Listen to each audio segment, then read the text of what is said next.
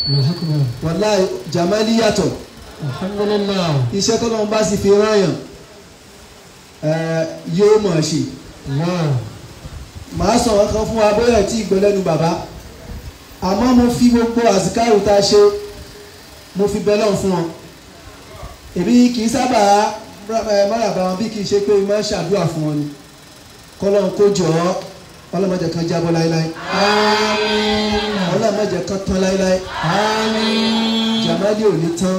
Àmín. Islam ò ní tán. Àmín. Àwa náà tá à ń tẹ̀lé wa ní tán. Àmín. Ọlọ́run àníwájú ọlọ́run. Àmín. Gbogbo ẹjẹ́ àṣàmì dáadáa. Àmín. Ẹjẹ́ àṣàmì dáadáa. Àmín. Bàbá wa Abdullah Gbadé Akínbọ̀dé. Ọlọ́run ìwọ ló gbé wọn kalẹ̀ fáyé. He is beyond this place. But you must have a constituency. And that is why Jamahliy is his constituency. But it's a global phenomenon. And mo kí Ọlọ́run lára wọn púpọ̀. Nítorí pé bọ́lọ́run bá dáyàn bó ṣe fẹ́ báyé ṣe fẹ́ àfi kéèyàn máa dúpẹ́ fọ́lọ́run. Mo wá tara wọn kí gbogbo àwọn tó wà nílé níyàwó ni láwọn ọmọ ni Ọlọ́run jẹ́ gbogbo wọn ní àlùbáríkà. Àmín. Gbogbo àwa tá à ń tẹ̀lé wọn tá à nífẹ̀ẹ́ Ọlọ́run lára wọn Ọlọ́run ṣáà nífẹ̀ẹ́ àwa náà. Àmín. Ìfẹ́ tẹ́ bá wọ akérònìmù Jama'atu Alullah ẹ rí i pé Jamalu ni tí í ṣe ìfẹ́.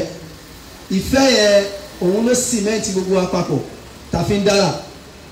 Àwọn kan ní a máa ṣe praise worshiping wọ́n á rẹ́rìn wọ́n ní Ọlọ́run gan fúnra rẹ̀ ó fẹ́ ká ṣe nítorí pé gbogbo ẹni tó bá ṣe àkàsọ ẹni dọ́dọ̀ Ọlọ́run àfi kí apẹ́ nìyẹn náà lé àgọ́ àmọ́ kéèyàn ó sin Ọlọ́run yàtọ̀ sí pé kéèyàn ó ọ̀nà èèyàn kéèyàn ó respect èèyàn kéèyàn ó ṣàpọ́nlé èèyàn. Àpọ́nlé là ń ṣe fún bàbá wa àpè wọ́n lọ́lọ́run àpọ́nlé là ń ṣe fún wọn. Ọlọ́run sì ní ìdá akrama rahmanu abudan bi'izi àfa ló sọ bẹ́ẹ̀. Onítọ́lọ́run bá ti pọ́nyàn lé kò sẹ́nìkan tó lè fàbùkù kan. Ọlọ́run ní mo lágbájá Abdullah Akínbọ̀dé mo ní ẹ máa pọ́nlé kò sí ẹni tó bá fàbùkù kan ní bẹ́ẹ̀ gbogbo ayé sì máa fàbùkù ń tàn. Ọlọ́run máa ṣàjẹ́ àrí wọn pẹ́. Àmín. Wọn ò sínlé báyìí Ọlọ́run máa ṣàbá dúró tì wọ́n. Àmín. Wọ́n tara wọn tọ́ fún gbogbo àwọn àfáà tí wọ́n kọ́ wa lẹ́kọ̀ọ́ gbogbo àwọn tíṣà tó kọ́ wa níwèé gbogbo àwọn tí wọ́n tọ́ wa nínú àwọn òbí wa tí wọ́n tọ́ àwọn ìyá wa àwọn bàbá wa Ọlọ́run máa ṣàbá ṣe dáadáa fún wa. Mo wá kí Jamahliy Youth Forum ọ̀rọ̀ ń bọ̀ ẹ jẹ́ kọ́kọ́ fi yín sẹ́gbẹ̀ẹ́ kan náà nítorí pé ẹ̀yin ni mo fẹ́ dájú ọ̀rọ̀ kọ àti ẹ̀yin ìyá audience mo fẹ́ ni mò ń rí àwọn tí mo fẹ́ bá sọ̀rọ̀ ni mò ń rí yìí àmọ́ ẹ jẹ́ kí àwọn ìyá wa níkàlẹ̀ nítorí mo rí pé ẹ ṣe àwọn ọkùnrin empty ó surprise pé nígbà tí ò sí cash níbi kankan ní gbogbo everywhere tá a bá pè òde àwọn ìyá wọn tún wá rí cash níbo ni wọ́n ti rí cash wọ́n á ná káàṣì wọ́n ṣàríṣà ni kò sí nǹkan méjì nítorí pé gbogbo ẹni tí ó bá nánú nira Ọlọ́run padà ṣe ní ọ̀rùn fún yín Ọlọ́run ṣàṣe ìrọ̀rùn fún yín. Àmín. Mo kí mọ̀álìmá wa mọ̀álìmá lèmi máa ń pè wọ́n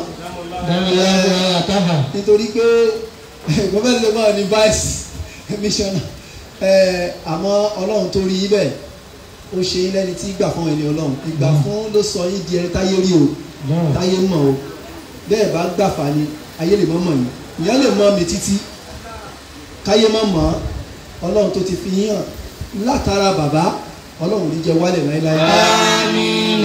Nítòótọ́ ẹ lè hàn bò mí àmọ́ lè má jẹ́ bí ọ̀nà tẹ́ gbà hàn yín nítorí táwọn bá ti kàkọ́lẹ̀ pé yóò hàn àmọ́ ń bọ̀ là á ti hàn ìyẹn náà ọ̀rọ̀ kan ni lọ́tọ̀ mo bá yín dúpẹ́ lọ́dọ̀ Ọlọ́run. Alhamdulillah. Wọ́n á bá àwọn màmá wa Alhaja Khadija mo bá yín dúpẹ́ lọ́dọ̀ Ọlọ́run. Àjọ wà ní olúwọlé ọgbà ní jóòní ni mo tún wá mo ṣe ń wò mo ṣàmọ́ pé Jamahliy ni méjì wọ́n tún jẹ́ mo wá rí pé gbogbo ẹni tọ́lọ́run bá ti pèsè sìn tó bá pè ránṣẹ́ yóò mọ jíṣẹ́ ni. Àwọn àjọ ìyàwó mi púpọ̀ àwọn àjọ lórúkọ ìyàwó mi àdúrà tí àwọn ráìdù ṣe fún mi ẹgbẹ́wò ẹ̀ lọ́wọ́ alájà ẹni tó bá gbé ìyàwó mi wà ní yóò sanwó àdúrà ńlẹ bàtàbàtà tẹ ẹ ṣe yẹ àmọ́ àwọn ìyàwó mi ní orí ìjókòó yìí ẹ sọ fún àwọn bàbá wa ń lé yìí pé wọ́n ní bí wọ́n ṣe beautiful ẹni ìyàwó mi náà beautiful so mo sì mo kí àwọn alájà wa patira mo fi àwọn bàbá wa Najmudeen apatira ní Magodo mo fi kí yín màmá yín mo mọ màmá yín dáadáa ìyá ẹ̀sìn ni ọlọ́mọṣẹ́ àbá ń ṣe dáadáa fún wa. mo wá kí àwọn ìyá mi nù Magodo nígbà tí a ti bẹ̀rẹ̀ sí tá a ti di ìmáàmù ní young age I was appointed as imam at the age of 29. It wasn't a coincidence. It was the destiny of Allah that I was going to be, and I'm still an imam. So àwọn ọmọ tí wọ́n rè wá nù Magodo ní àwọn ní ọmọ afẹ́ wọ́n ṣe sàárà débi àmì ọlọ́run níjẹ́ bàbá síbú. ibi tẹ wá tò sí yìí náà ẹ̀rí ọlọ́run máa fi yàn mọ̀nà lọ síbi tó yẹ kó lọ ní ibi tó dáalẹ̀ tò sí ọlọ́run ní pín yín pa. mo kí àwọn ìyá wa mo kí yín púpọ̀ mo kí gbogbo yín ọlọ́run jẹ́ kí ẹ bá mi tó lérè. gbogbo ẹ̀yin sisters wa mo kí yín ọlọ́run jẹ́ bá mi tó lérè. mo kí àwọn brothers wa mo kí ẹ rí pé nínú Islam ètò wà ní Islam tí sáfù wájú ò bá kún lè tó tẹ̀yìn so ètò wá sáfù wájú kó kún àfẹ́ rí empty seat níwájú so gbogbo àtàbájókòó ẹ wá síwájú as-sabiquna as-sabiqun ulaika al-muqarrabun. mo kí gbogbo ẹ̀yin youth wa mo wá kí youth amiru lèmi máa ń pe ìjọba tó bá ti ń darí nǹkan amiru ni Muhammad Idris wàá fil kitabi Idrisa.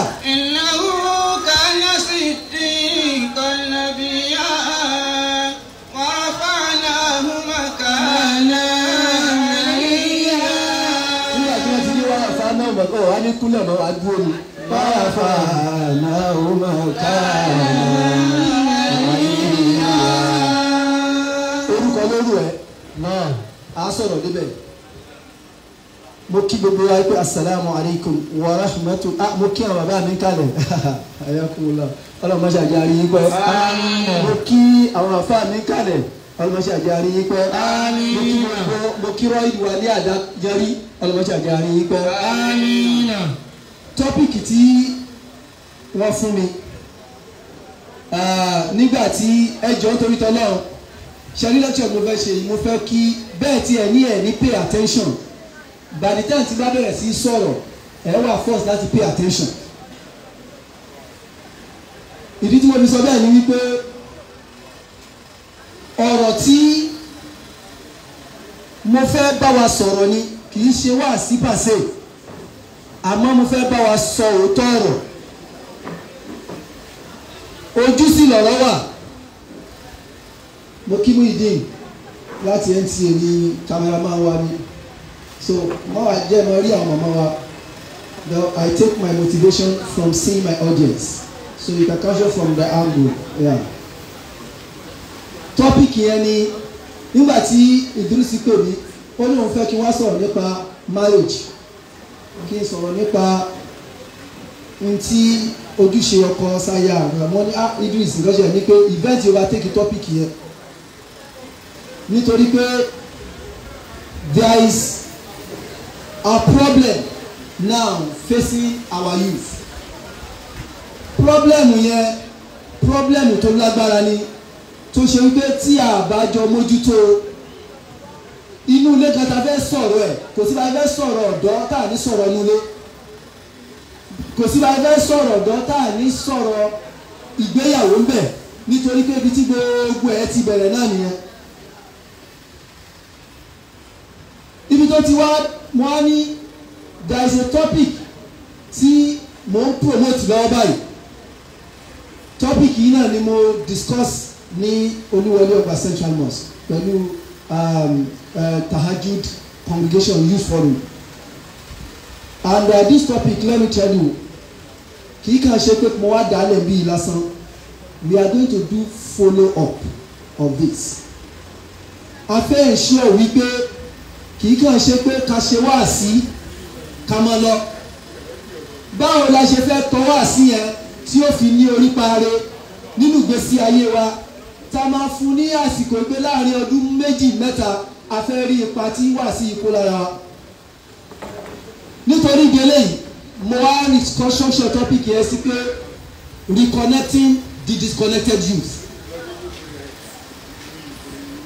Reconnecting the disconnected youth. Ẹ bá wí. Ní Yorùbá òun ni pé báwo la ṣe fẹ́ pàkíyèsí àwọn ọ̀dọ́ wa padà sí orísun wọn ibi tí wọ́n ti jákò, because there has been a disconnection already. That disconnection is causing further disconnection. Ọ̀nà méjì lèyàn lè gba disconnect, èyàn méjì sì lèyàn lè gba connect. Disconnection could happen negatively when you disconnect from the right path to the wrong path. Is a negative disconnection. But when you disconnect from the wrong path to the right path, is positive disconnection. And at the middle, a ní nǹkan tí a ń pè ní perpetual disconnection. Àwọn yẹn ní Al-Qur'ani pé muzabzabin tí wọ́n bá wà níbi tó da lẹ́yìn wọ́n tún kú ọmọ ẹ̀ lọ́la wọ́n lọ ibi tí ò da, wọ́n máa lọ wọ́n máa bọ̀ wọ́n máa lọ wọ́n máa bọ̀. Àwọn yẹn ò ní focus, wọ́n dẹ̀ ń waste time wọn. According to the United Nations Population Fund UNFDP, wọ́n ní population youth lágbàáyé is about 16% of the entire population of the world, which is about 140 billion. That statistic, that figure does not resonate well with us. Nítorí pé as at 2021 population yẹn ti increase. So this one was the 2001. So now in 2001 sí 2021 that is 10 years, and that must have been a sharp difference in that population. Ẹlẹ́ẹ̀kejì ni pé wọ́n jẹ́ ká mọ̀ pé ní Nàìjíríà, let me go far. The population of male in Nigeria is seen as 105.73%. While female is, which is about 50.9%. And now we have 104.25 million, which is about 49.5%. Wọ́n lóbìnrin. But wọ́n la mọ̀ yí pé obìnrin pọ̀ jọkùnrin lọ. So the real population today is that we are having the number of females to male is at ratio 1:9. For every one male child, there is 9 women. If you go, you can do a very short survey. Very just go to the any health center tó bá dijọ́ Tuesday níbi tí wọ́n ti ń bímọ kẹ́ lọ wo records wọn wípé per day tí wọ́n bá bímọ mélòó ni àwọn ọmọ yẹn tó jẹ́ ọkùnrin mélòó ló jẹ́ obìnrin. Meaning that by implication we are living in a feminist world.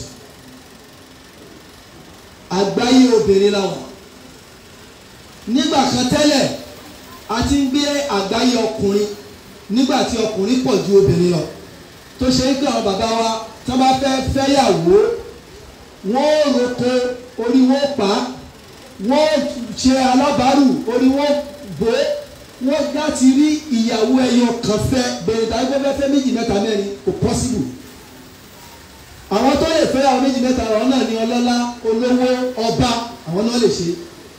Bọ̀ láyé ìsìn ó ti di wípé kí obìnrin ó máa bẹ ọkùnrin fẹ́. Ẹjọ́ point of correction.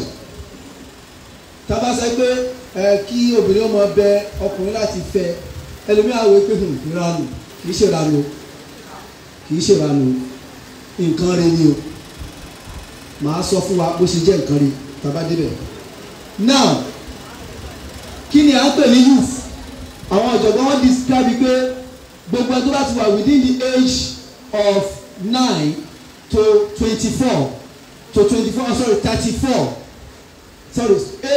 to 34 years is the age of youth. Wọ́n ní ọ̀dọ́ ni wọ́n. Ọ̀dọ́ yìí wọ́n describe as the period when you have the energy, the strength, the capacity, the will, the potential to deliver in the deliverables of your life. Òun náà ní pé gbogbo àwọn nǹkan téèyàn ní tí ẹ lè fi jẹ́ nǹkan láyé àsìkò yẹn ni. Àfọ̀jọ̀gbọ́n ó ní ayyama shababi faghtanimuha. Ó ní àsìkò ọ̀dọ́ àsìkò téèyàn gbé nǹkan gbéṣe ni kí a take advantage ẹ̀ nítorí pé kò ní máa lọ gbèrò. Now disconnection níbo la ti rí disconnection kí ló ṣẹlẹ̀ the situation analysis nítorí àwọn aṣíkéré yes àmọ́ mo rántí wípé ibi tí disconnection ti wá òun ni láti inú ilé yìí àwọn ta ló constitute family tí a ń pè ní home àwọn méjì ni ọkọ àti aya akọ àtabo. Ànábì wa Muhammad sallallahu alaihi wasallam ó ní tí ẹ bá fẹ́ fẹ́ ọkọ yìí obìnrin ó ní ẹsẹ̀ ṣááru ọkọ tẹ́ fẹ́ ó ní ẹ̀yin ọkùnrin bá fẹ́ fẹ́ aya ó ní ẹsẹ̀ ṣááru aya tẹ́ fẹ́ o nítorí pé ó ní ensure that the land you are going to plant your seed or sow your seed you must ensure that is a fertile land. Fertility has different meaning. One, fertility, most of us will see that fertility is about being productive in terms of having the capacity to bear children. But fertility, inú ẹbí tóbìnrin yẹn ti wá tí wọ́n wà fertile. What do I mean? Àwọn tí wọ́n bí ìgbésí ayé wo ni wọ́n gbé? Irú èèyàn wo ni wọ́n? Ẹlòmíì nítòótọ́ ẹ lè rí pé mùsùlùmí ni. Àmọ́ àkàkàn ní ìtúwà nulẹ̀ yẹn tí wọ́n ń ṣe tó yàtọ̀ sí nǹkan tẹ́yìn mọ̀. Ẹlòmíì ìyá tó bí baby mother ni òun gan fúnra rẹ̀ ò tí ì tọ́ rẹ̀ débi wípé ó fẹ́ tọ́mọ. We are discharging, producing children from unbathed or caricature mothers and caricature fathers. Àwọn bàbá tí ò tó bàbá, àwọn ọkùnrin tí ò tọkùnrin ṣe kò bí ní pé èjì nìyẹn fi ṣọkọ. Kì í lè ṣe owó lèyẹn fi ṣọkọ. I'm going to expose you to something that is very very critical that we have been disconnected from. Why? Nítorí pé àtọ̀ tó produce ẹlòmíì àtọ̀ yẹn fúnra rẹ̀ ó produce ẹ̀ fertility 1, fertility 2, which is the cultural norms, the values, the humility, the respect that's supposed to come with that child. Kò síbẹ̀. When you sleep with your wife, nígbà kan mo sùn mọ́ akẹ́yìn sí ìyàwó mi ó ní mọ́ kẹ́yìn sí mi mọ́ kọjú sí mi tó máa tiẹ̀ lò níjọ́ tí wàjáwọ̀ ẹ̀ bá ti sùn ẹ kọjú síra yín ẹ mọ ojú ara yín tẹ́ fi sùn lọ. That's what we call resemblance. Resemblance goes beyond the facial resemblance or the terms of personality, but the resemblance of spirituality. Àdúrà wo lẹ ń ṣe kẹ́ tó sùn?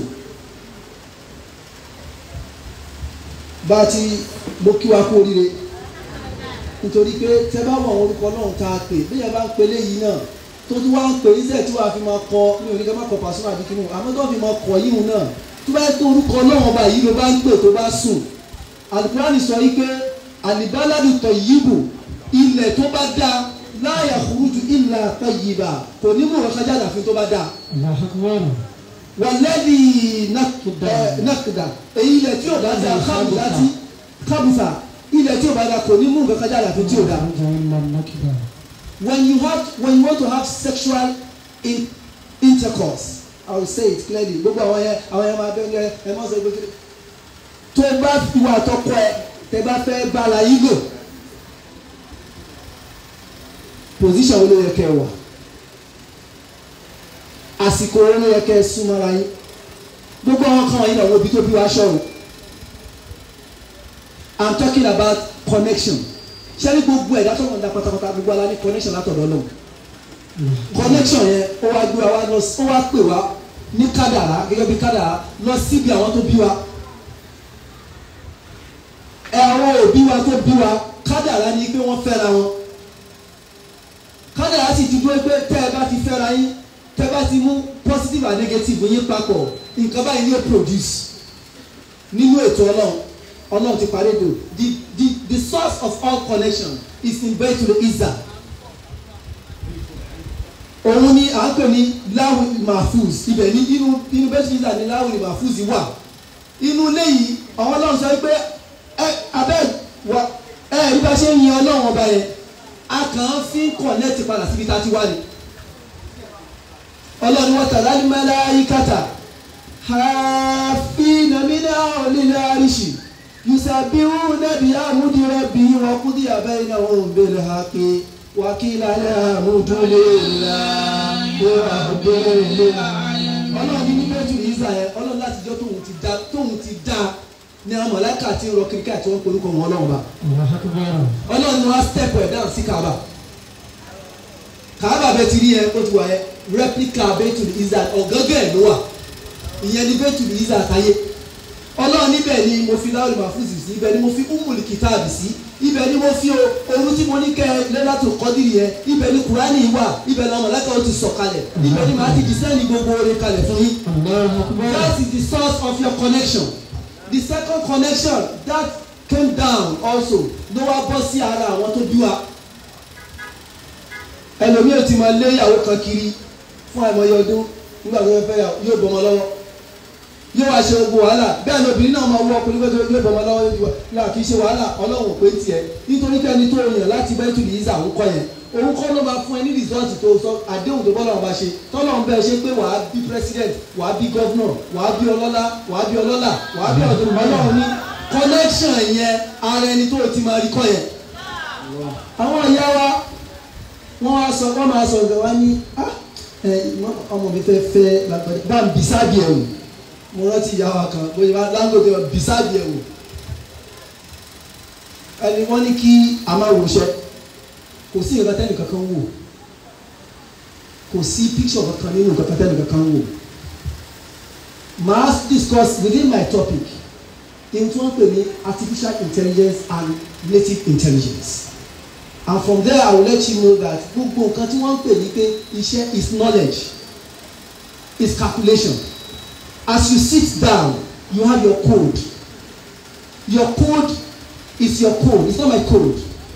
Your code must align with the code of your husband. If it doesn't align with the code of your husband to be, do you get what I'm saying? There will be problem. You will not produce anything but a disconnected species. Ọmọ yìí ṣe wá ń ṣe báyìí ọmọ yóò mọ̀ jọ mí ọmọ yìí ṣe báyìí ṣe wá ń hùwà báyìí kò hùwà àwọn tó bí wọ́n ti gbé síra wọn nítorí pé ibi tó yẹ kó gbé àtọ̀ ẹ sí ibẹ̀ kọ́ ló wà. These are issues of disconnection. Now let me leave that area. Come to disconnection of ìwà. Ẹlòmíì nínú spirituality ẹ̀gẹ́ bí obìnrin àtọkùnrin wọ́n compatible but wọ́n compatible níwà. Ìyẹn lè compatible spiritually but you are not compatible physically. The second compatibility is what we call physical compatibility. Behavioral or attitudinal compatibility. Ìwà ẹ ìṣesí ẹ is subject of àwọn tó bí ẹ. Ẹnìkan pàkíyèsí mi sí nǹkan lánàá ọmọ yẹn ti jáde yunifásitì ọmọbìnrin àwọn afẹjọ́ ẹ̀sùn mi wípé àwọn máa ń yí wàhálà báyìí lórí ọmọ báyìí wọ́n ní kí ló dé wọ́n ní nígbà tó ti dé láti sùn tó ti àwọn ní kó mọ́kọ wá nígbà tí ó mú ọkọ wá ó mú eléégún wá ọmọ mùsùlùmí ó wá mú eégún wá sọ́ọ́nì mo ní eégún wá ó mẹ́lẹ́gún wá eégún ni wọ́n ń gbé nídìílé àwọn ẹni yẹn tẹ́bá sì rí bí ọmọ ta náà ni because èmi gan tí mo débẹ̀ la wọ́n á fi voice message ọmọ bọ̀bọ̀ yẹn wọ́n ní kí n gbọ́ wọ́n á ní yé àdáràn now ọwọ́ ní ọmọ òbí wa reject ọmọ yẹn ọkùnrin yẹn pé ó lè fẹ́ ni for so which is glaring you cannot. àwọn eléégún àdúgbò bí tí wọ́n kọ́lé sí ni o ìkan náà ọmọ yẹn ni but mùsùlùmí náà ni abẹ́rẹ́ bàbá ṣe ń dapò yẹn táwọn kan máa ń dapò yẹn hàn now wọ́n wá ní kó lọ wá ẹlòmíì wọn ò impose lé lórí wọn ní kó lọ wá ẹlòmíì let me tell you one thing those parents they tried for her nípa ẹ pé àmọ́ wọ́n ṣe mistake kan mistake yẹn ni màá sọ fún ẹ so ó wá ní ọmọ ẹ wá lọ ó wá respect wọn at the point lókàn dé wá sọ fún sister mọ̀mọ́ ẹ̀ àbúrò mọ̀mọ́ ẹ̀ pé àbọ̀kan tiẹ̀ ń pè wọn láti lọ rún ní sọ́ọ̀bù nìkan ní lọ́dún ti ṣe tán nígbà tí ọba wọ́n ṣàwádìí pa ọmọ ẹ̀ wá rí pé èyí tó wà nílọrin yẹn èèyàn dáadáa ni inú ilé dáadáa ló ti wá wọ́n ṣe gbogbo ìwádìí wọ́n ní kò máa wá ní pé nígbà tó ṣe lọ fẹ́ eléyìí àmọ́ kò nífẹ̀ẹ́ ọmọ yẹn kò nífẹ̀ẹ́ yẹn ọmọ tí ẹbí ló nífẹ̀ẹ́ ìyẹn wá ń tírẹ́tì yẹn ó wá sẹ́kùn àwọn ti múlẹ̀ wípé tó bá bí tírẹ̀ ìmúlẹ̀ tó máa ṣẹlẹ̀ sí ó wá mo gbọ́ ọgbọ́n mẹ́sẹ̀gì yẹn mo wá rí pé now kí ni problem mo ní problem ti wọ́ wa ẹ̀yin ìyá wa ṣẹ́rí bàbá mo ń bọ̀ àti ọ̀rọ̀ tí bíga ṣe amẹ́yìn ìyá wa àwọn kan wà tó ṣe pé bá a ti lẹ́sìn tó yìí àwọn kan mi wà tó yẹ pé à ń ṣe tí ò dáa ẹlòmíì ni tọmọ yín bá ti bóyá ọmọ kí ló wà university there is schooling is not training school there is difference between schooling and training you as mothers you are the trainer some mothers are not qualified to bear children because they are not a good trainer because they themselves have failed in their trainings. àwọn akọ́ wá sọ fún mi náà mọ́tà tó sọ pé ṣé òun kò tí ì rí ẹgẹ́ yìí ló kàn sọ fún mi àfa eléyìí ló sọ fún mi pé ìmọ̀ ó ṣe ṣe pé ọmọ yẹn bó ṣe ń múra ló fà á tí ó fi mú ẹni tí ò yẹ kó mú. bó ṣe sọ fún mi báyìí wow that is the truth. àwọn òbí náà yóò wọ jíìsì tó ti gé ẹ sì ń wò ó ràn ẹ ń wò ó ràn ẹ ń wò ọmọ yẹn ràn wọ́n wá máa múra bí ọmọ yẹn ń tẹ ẹ wọ́n ṣe wọ skul ní ìṣẹ́ fún ọmọ yẹn wọ́n ṣe wọ skul ní ẹ wọ́n láti gbẹgbẹ́ pé ẹgbẹ́ wo ló wà bẹ́ẹ̀. Our school is a disconnected institution. University tó ṣe wípé ẹ̀ ń kọ́ ọmọ ní courses kò sí nínú òyìnbó Bolivia St. Kitts and Nevis is in the Caribbean island. Do you know what I'm saying? Their population is 40,000. You can go on your phone. The population of St. Kitts and Nevis is 40,000. They don't have university. They only have vocational schools. They train based on the need of their society. They train based on their economic needs. That's what we call human capital investment. The human capital investment status globally is put about 17.8% by UNDP, which is United Nations Development Program. And this 17.8% is just more of them are internationally. In Africa, where you have least developed countries with immense potential, both human and material potential, they lack prosperity. You lack prosperity because they have failed to channel your potential, as enormous as they are, into the right place. Èyàn need agriculture, ó wà ní new bank. Ó need agriculture, fine, èyàn lè need agriculture, maybe agricultural economy. You can say, and you can work in the unity investments, you can say, of the bank. But not that everybody will enter Yoruba no one banking, enter English no one banking, and we have misplaced priority. And this is a gimmicks, it's just a strategy to derail you and make you incompetent, to disconnect you from the real roots of your education. Ọmọ mi tó wọ university kò wá well taught ní ṣáà counselors ní Nigeria ni. Do we have counselors? In the Western world, in a very organized world, not in Western, in the Middle East. I no longer make examples with the Western world. I make examples with the Middle East. We just came back from Doha. Doha in Qatar, you will see girls engaging you. Go, come on, so you mobile, once of French, one more science, only want to pay you. Because the country look at its needs. and train its population, its youth, in accordance to the needs. They also look outside. What do we need to develop our economy? Do you understand? What they did was that they bring those universities into their countries. They domesticate their curriculum and content, and ensure that they monitor them, to evaluate them, to measure them, and ensure that whatever they teach to their children is in accordance with their constitution. Ibi táwa ti disconnect níbi ẹ̀kọ́ onígbèwò courses táwọn máa ń ṣe púpọ̀ rẹ̀ nídìí Nàìjíríà èyí tá a nídìí gan ẹ̀ ṣe. Tí a bá sọ pé lẹ́yìn Nigeria perform in engineering. This is a country where you have engineers that put on coats and shirts and trousers with gaiters and sit down in a clean car without even a headgear. And when their car has problem, they go to the roadside mechanic, a qualified mechanical engineer. We go to the roadside mechanic, cannot even turn the head of his battery. This is the country we have. When tẹ́bá lọ sí western world àbí ìlú àgbáyé ẹni tó bá jẹ́ engineer ẹ máa ti rí nínú overall ẹ̀ tó bá wà nílé nìkan lẹ́ni tó bá di tó ń jáde ó lọ bí iṣẹ́ báwo ni engineer ṣe máa wọ coat? Why?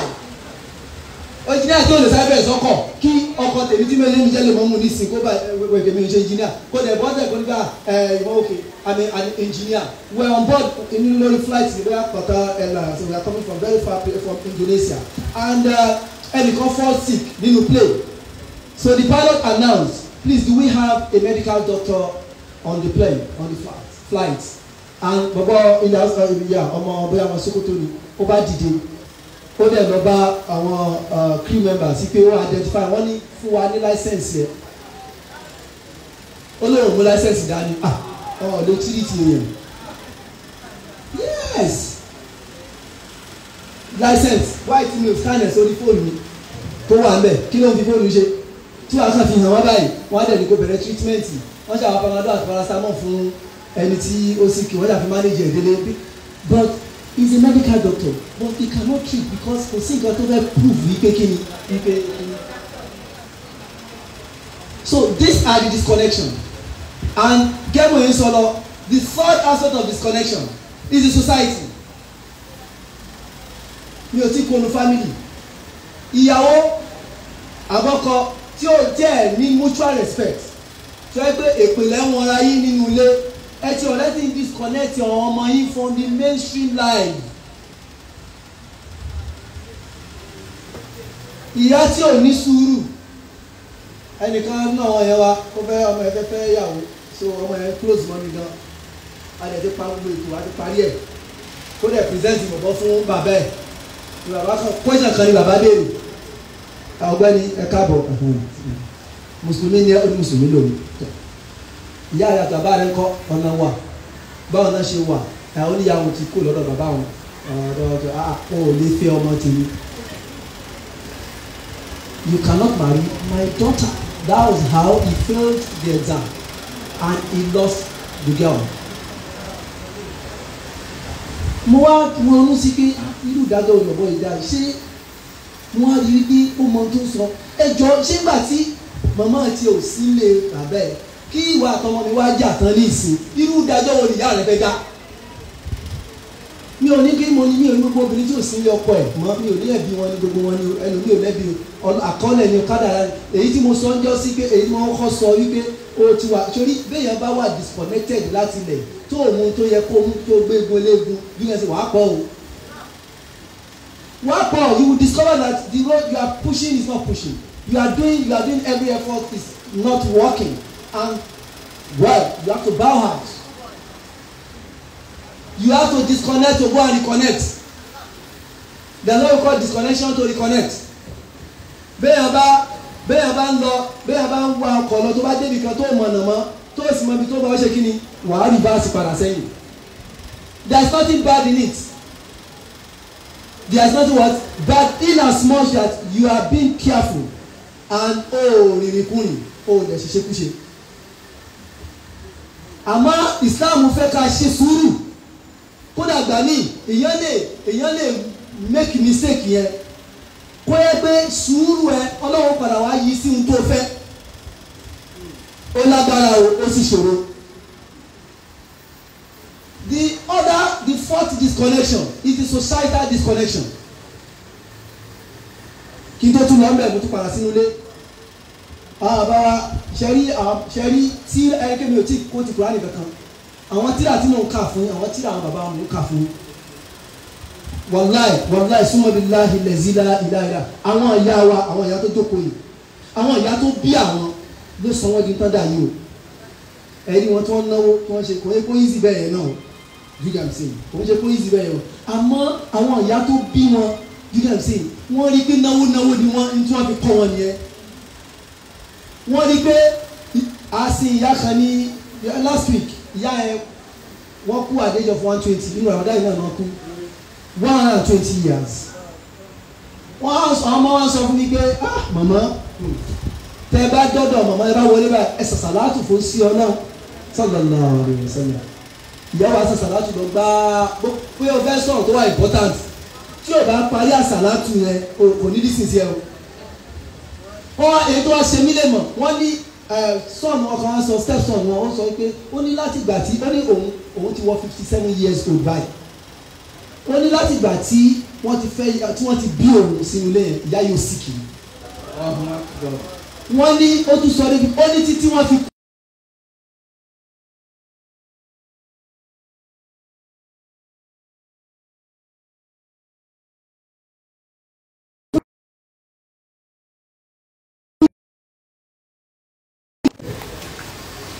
Àwọn bàbá àti àwọn ọmọ pé àwọn ọmọ ó ní gbogbo ẹ̀yin ọmọ mi oníyàwó ń bọ̀ ní ó ní mi ò jẹ́ gbèsè kalẹ̀ lóyún o.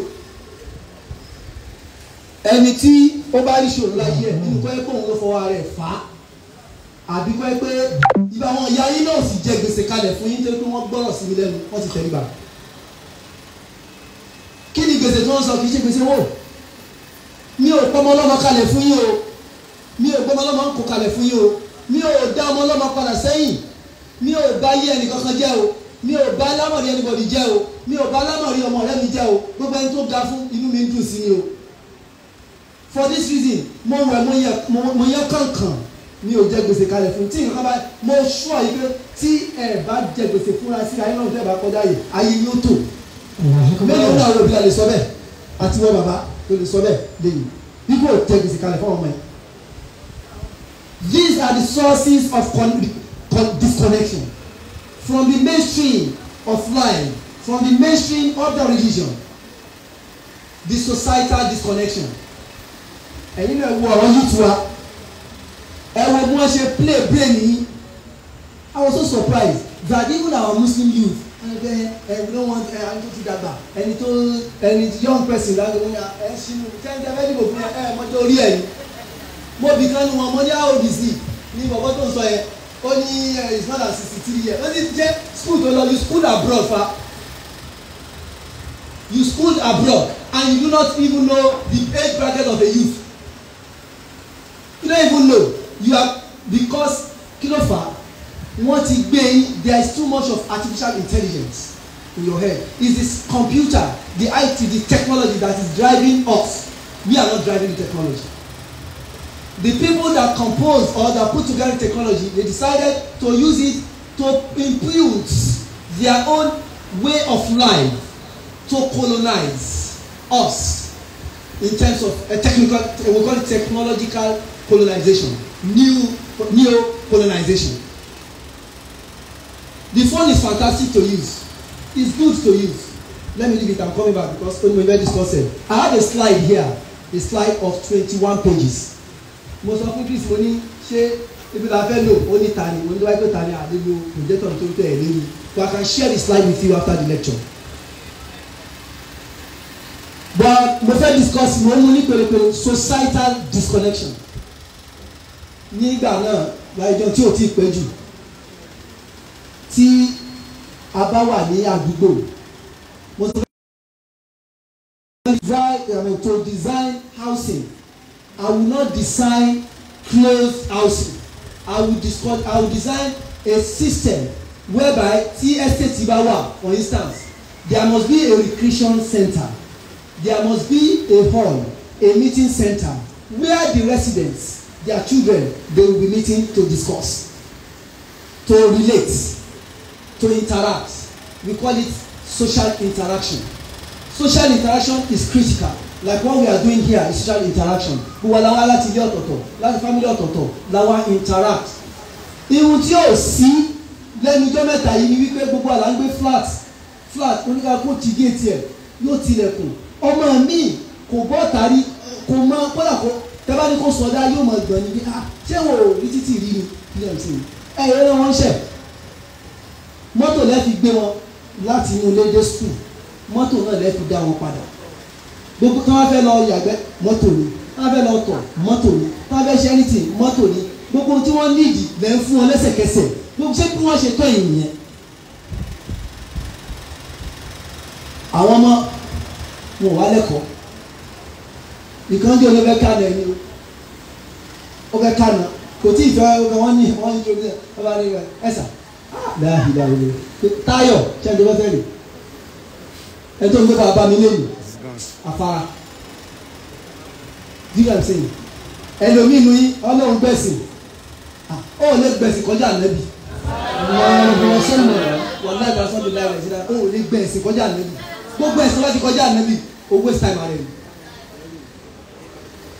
ó gbẹ̀sìn òní kí màmá nínú lé dáhìlá ìlànà muhammadu rasulullah sallallahu tí ó ráwọn tí wọ́n sọ fún ẹ yẹn bí ẹ ṣe wọ́n ń tàn ẹ́ lọ́nu náà ni. Let me tell you even though àwọn òyìnbó tẹ̀ ń wò yẹn ṣe rí ìran school méjì ló wà nílùú òyìnbó we have the public school and we have the private schools.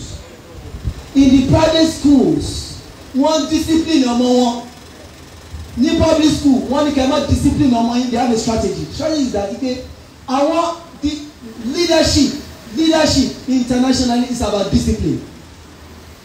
If you are not disciplined you cannot lead in the US. èèyàn kan tí wọ́n tó súnmọ́ Buhari ẹ̀ wọlé tí wà discipline ọ̀dà mi bí ẹ̀ ìpínlẹ̀ tí mo mo bá wọn ṣe máa ń lọ pé orúkọ ọ̀gá wọn dídà sí i wọ́n ti arrest ẹ̀ báyìí dídà sí i sórí Amẹ́ríkà ò ní bẹ́ẹ̀ fi discipline ṣeré ike ọmọ àlè mọ́ lélẹ́yìí wọ́n rí i pé ọmọ àlè mo sọ in the first time maybe prayer time táwọn ti dàgbà the first time in the history táwọn á mọ̀ for a sitting president to hire thugs to attack the National Assembly the red carpet chamber the Capitol Hill tọ́mọ́sẹ́ pé ọmọ ọ̀tá wà ní Nàìjíríà ìgbẹ́ ọ̀dẹ̀ màmá arẹ́ ìmọ̀ àníṣe ọmọ ọ̀tá lélẹ̀ àwọn ọmọ ọ̀tá bá làwọn eléyìí ebi ló ń pa wọn ẹ̀yẹ fún wọn ní tọ́ máa jẹ tẹ́ bá wọ́n ọmọ ọ̀tá gidi ẹ̀lọ́ Amẹ́ríkà wọ́n ṣe ń gbowó allowance oṣooṣù tó tí wọ́n ń gbowó oúnjẹ ọ̀fẹ́ tó tí wọ́n ń ṣe everything tó you can say ọmọ ọ̀tá wọn tibọ́n ní they look tí wọ́n bá invade àdúgbò báyìí tí wọ́n bá bẹ̀rẹ̀ sí da ìbọn bolẹ̀ wọ́n lè pa ẹni bọ̀ the defendant knew that constitutionally òun ò lè drag the sheriff down the sheriff òun ò lè drag the police òun ò lè drag army láti lọ invade ìgbàdàn ó wà lọ kó wọn ṣẹ́rí from Washington DC to just like you are in Kenya àti Magbolo àbí arékómẹ́rẹ́ that's the distance sí ibi tí mo tó ti lọ kọ́ ọgbọ́n ìsìn yẹn wá ó kó wọn wọlé ni kí ló fà á tó fi fail kò ní discipline nígbà tó ṣe tán bó ṣe bí ẹgbẹ́ àti ẹgbẹ́ ìwé ti rẹgbẹ́ wọ́n dá padà wá pé kó wá jẹ́ ẹjọ́ that is a society that is well disciplined ṣé yẹn lè ṣe bẹ́ẹ̀ ní káyipẹ́ èkéré madu káyipẹ́ ohun tó ṣe yẹn káyipẹ́ Nàìjíríà ló ti ṣe ṣe yẹn pé ó ti ghost ó ti ghost ó ti wọ́n ti ẹ̀ ti lo kídìní ọmọ ẹ̀ wá tẹ̀ ta ló tẹ̀ fẹ́ bí gan wọ́n sọ fún àwọn ẹlẹ́kọ̀ọ́ ẹ pé tẹ́ bá wá bí tẹ́ bá ṣì pẹ́ àmẹ́yìn náà lẹ́ o wọ́n yá padà òṣì bẹ́ẹ̀ ṣe lọ́dọ̀ yẹn má gbélé bí. Let me also tell you brothers and sisters in Islam as I speak we have a problem now when the Turkish government launched the e-visa I remember I traveled to Turkey and within 10-15 minutes I was able to get my visa on my phone. When you go to Dubai, the UAE, you can do your e-visa and get your visa. When you go this Qatar, you can do the IR visa. As I speak to you, Nigerians have been removed from that platform. Kí ló fà á? Nítorí pé àwọn ọ̀dọ́ wa ti babẹ̀ jẹ́, àwọn èèyàn wa ti babẹ̀ jẹ́. Kò dẹ̀ sí nǹkan méjì nítorí pé àìkò ní ẹ̀kọ́ tó dáa ni, àìkò jáde nínú ilé tó dáa ni, environment tó burú láti jáde. Ìgbà láyé jọ́n bí ọmọ bá ṣẹ̀, tálájà tọ́wọ́n bá ṣẹ̀, tálájà bá ní wọ́n gba etí ẹ̀ ní wọ́n ná. Wọ́n tún wá sọ fún pé màá fẹjọ́ ẹ̀sùn bàbá ẹ̀ tó bá dé, ó tún ẹgbẹ́ òun máa jẹyà raise to power 2. Màá tún wá sọ fún ìyá raise to power 3. Bọ̀tòdé kílẹ̀ ìyá wa ṣe náà agbá ẹ létí báyìí, náà agbá ẹ létí báyìí. Ṣáwọn lè nọmọ tí wọ́n bẹ́ẹ̀, ṣáwọn lè nọmọ tí wọ́n bẹ́ẹ̀. Orí ìyẹn la wà báyìí. Ẹlẹ́ẹ̀kẹta ni pé a ti sọ language wa nù, we are disconnected from our language.